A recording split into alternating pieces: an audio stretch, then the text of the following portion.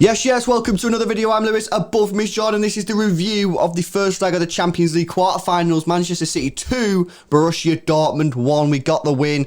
It didn't go all our way, right? But we'll go through some of the main talking points in just a second, guys. First of all, I want to set a like target. We absolutely smashed it in the live watch along with crazy numbers. I think we got like 1,500 likes. So let's see if we can get 1,000 in this video. Should be doable. So make sure you smash the thumbs up on the video if you do enjoy it. Subscribe to the channel if you are new around here and click the notification bell so you don't miss any of our videos. We're trying to get to 25,000 subscribers, so any help towards that be massively appreciated. I also want to tell you guys about our sponsor today. It is OneFootball. OneFootball, I've got an app that you can download. It's completely free. Select the team that you support and it gives you all the team news, articles, transfer news, transfer rumours about that team. You can even get some free football on there that they stream on there from time to time. It's completely free, it doesn't cost you anything. Hit the link in the description, click download and you'll get it. If you don't like it, delete it. It's been downloaded, by the way, over 10 million times. So that tells you something about the quality of the app. Go check it out. Right, first of all, I want to talk about Kevin De Bruyne, bro. For me, I thought today's performance, he was world class. I also thought that something that I don't think I've seen too much of, even though he's got the captain's armband a lot, is I thought it was a real captain's performance. I thought it was everywhere, dictating play, helping out defensively, making big tackles, making big passes. I honestly just thought today's performance from Kev was world class. I really did. Yeah, he was a big game player today. He obviously got the first goal, and he was a massive part in creating that. Obviously got the ball off Marwas, driving towards the defence, and that's where you'd love to see Kev driving towards the defence, picking the passes because he's so clever, knows exactly what he's doing. Thought he had a really good game today.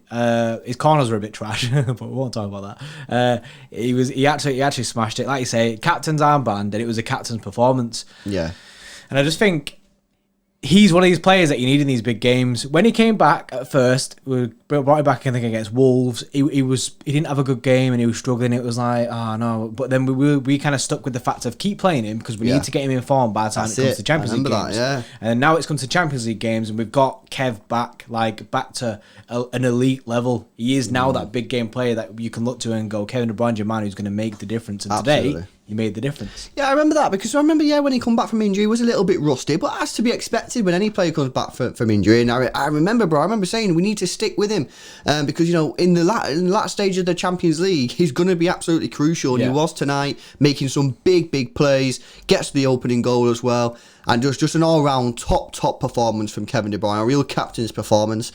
Someone else who absolutely smashed it tonight, a bit of a weird game in some of the chances that he missed, was Phil Foden. I cannot believe this guy is so young, right? Some of the dribbles that he was making, he absolutely skinned that right back alive, man. Some of the skill moves he was doing, it was just a joke. And at one point, he got to a point where he was so confident. Every time he got the ball, he just wanted to go at him.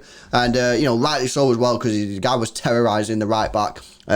Gets the winning goal as well, which was so important. The only thing for him to improve on, really, you have to be super critical, is he did miss quite a few chances, but for me it was the desire to keep on getting in the box. I said it, I think, on the Foden show that we did. A lot of players, when they miss a few chances, they go missing. They don't want to get involved because they don't want to miss any more chances. Not Phil Foden. He don't care. If he misses a chance, he'll keep on getting in the penalty area. He kept on going in there, and eventually he got the goal, which is a huge goal. A 1-0 result is not a good result at home when the other team have got an away goal. A 2-1, it puts us in the driving seat now. It's not the perfect result. We would have liked to have kept a clean sheet, but that goal was absolutely huge. Yeah, someone in our phone show actually said that could potentially be one of our biggest goals this season, and it's hard to disagree with the sense that could be the goal that sends us through to the semi-finals. And like, Phil Foden was massively important today. Like I said, he had that right back on toast.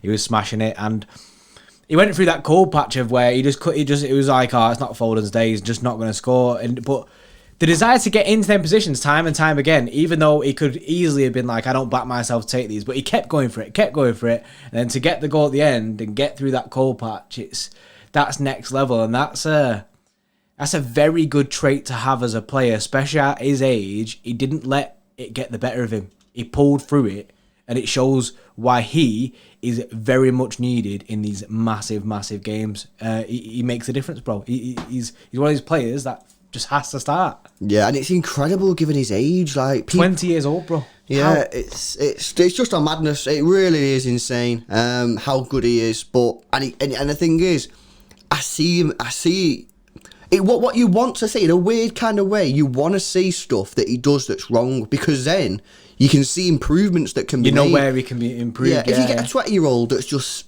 pretty decent, pretty sick, and don't really make any mistakes, it's like, well, how does he get better? You know what I mean? Does he just get better by just becoming better? You know what I mean? But when you've got a player that still makes a few mistakes here and there, you're like, mate, if he sorts all that out, if he starts becoming super clinical in front of goal, you know, he could be a lethal weapon. And the fact that he can play pretty much anywhere across the front three is just another joke, really. Excellent performance from Phil Foden, absolutely buzzing for him, and he's playing massive games now, Champions League quarterfinals. I want to talk about the defence. A little bit of a weird opinion on the defence from some of the people ringing in on the phone and show. People saying that Diaz was a bit shaky, and I get the fact that he misplaced a few passes, but on the whole, I thought our defence coped with what Dortmund had to throw at them pretty well. Now the goal came, I think if you look at the goal back, I think, you know, there's not really much that I can criticise anyone on. I thought it was a fantastic goal from Dortmund. And sometimes, guys, you just got to put your hands up and be like, that was just an incredible goal. And you got to remember as well, when you're playing quarter-final Champions League football, you are going to concede some of these goals once in a while, you know, because you're playing against quality opposition. Other than that, they had the Haaland chance, which Diaz does, I think. I know he gets muscled off the ball, but he still puts Haaland off, because when he goes to shoot, he's pretty much falling over, and that's obviously good from Diaz. Apart from that, they created very, very little, bro. I'm struggling to think of any real clear-cut opportunities they had, other than the goal and the Haaland miss. One thing I would say is John Stones was massively important in that defence today. He was awesome, breaking up a lot of the play. He was getting forward, being John Stones, you know what I mean? And that's good. I'm happy to see that, because obviously he had a bit of a wobble at England. He did get an assist after he misplaced that pass, but it's good to see him bounce back straight away. You know what I mean? Throwing it in this massive game to have a massive performance like that. You know what I mean? I think we can all say we can trust John Stones. And defence-wise, yeah, we kept Haaland quiet. Like, one of the best strikers in world football. In our preview video, we said one of the difficult things that it's going to be is, how do we stop Erling Haaland? Can we stop Erling Haaland from scoring goals? Yes, we did stop him from scoring goals. I know we didn't stop Dortmund from scoring, but to stop Erling Haaland is next level. That is next level. Not a lot of teams can do that with their defence. And I said in it, if we can stop Haaland from scoring over the course of these two legs, then put our defence in front of anyone. Yeah, because you're right. Because he's on fire at the moment. And then that's my point in it. But defence-wise, yeah, it weren't the best. I think people getting on the back, I think, with more misplaced passes, individual errors where left the ball out of play. But as a defensive unit, I thought we were good. Right, bro, before we move on to the player rating, I'll ask you a question, a yes or no, right? Do you think Bellingham's goal should have stood? Yes.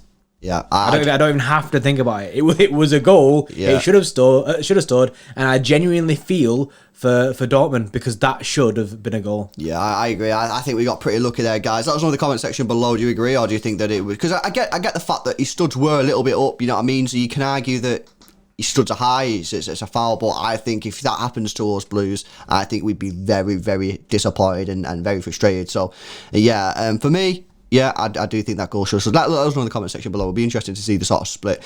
Right, let's move on to the player ratings. And guys, some of these, I've got to take issue with some of these player ratings. Now, these player ratings are decided by our extra club members. These are the people who are at the bottom of the screen. If you want to get involved and have a say on these player ratings, become an extra club member. Link is in the description. We'll actually be watching the Bayern PSG game for our tier 3 members, doing a watch along for that.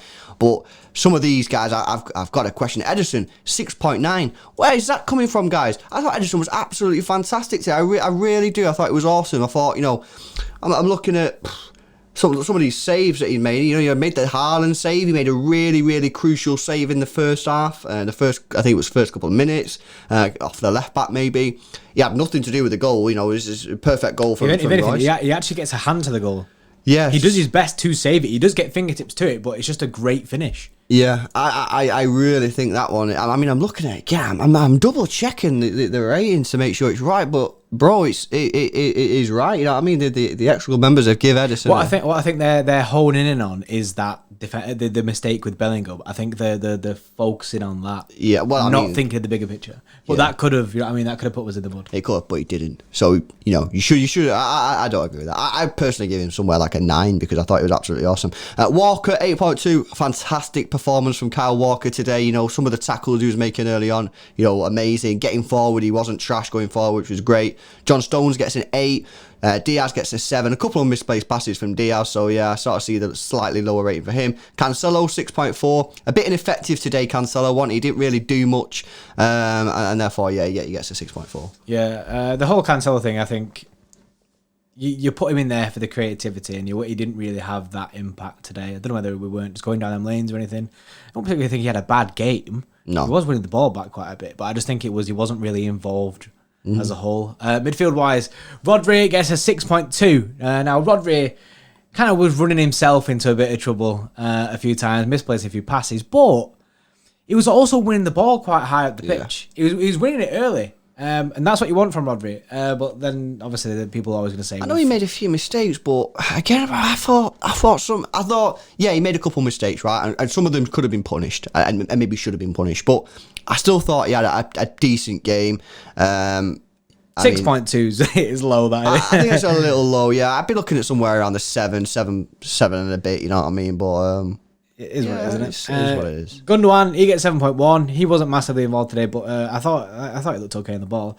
Kev gets a 9.6, and that, Kev was the masterclass in the midfield. He was the big dog. Is that the man of the match as well, by the way? Yes, Kev is the man of the match. That's the extra man of the match. I have to agree with it, but Walker was also very close for me. Very close second was Kyle Walker, and the fact that Kyle Walker looked unreal today. Kyle Walker was class. Yeah, he was. Mahrez gets a 7.9. I thought he had a good game. Again, some people in the phone show didn't think so, but I thought he played well. Foden 9.4. He gets the second highest rating from the extra members. He was awesome today. Bernardo Silva 7.7. Didn't really do too much, but again, provides you that energy that you really want from Bernardo. Jesus comes on, didn't get on for too much, but he was showing enthusiasm and sprinting about, which is pretty much what you would expect from Gabriel Jesus, a 7.3, and Pep Guardiola gets a 9.5, and I think that's fair. At the end of the day, he set out to win the game. We won the game. The goal that we conceded was a spectacular goal. It's not really much you can do about that. And we move into the next leg, guys, and as it stands, we are going through. This scoreline, as soon as that game kicks off, 0-0 will do us. So we're 50% of the way there. Half the job is done. It's now time to go to the other half. That's it. And there's nothing really that we've seen from Dortmund that we should be scared of going into that second leg. So now I'm looking forward to it, guys. I really am. Hope you guys have enjoyed the video. Make sure you go check out the OneFootball app, guys. It's completely free. You'll be doing us a massive solid if you go download it. Link is in the description. Hopefully you've liked the video. If you have, smash a thumbs up on it. Subscribe to the channel if you're new. And we'll see you in the next one.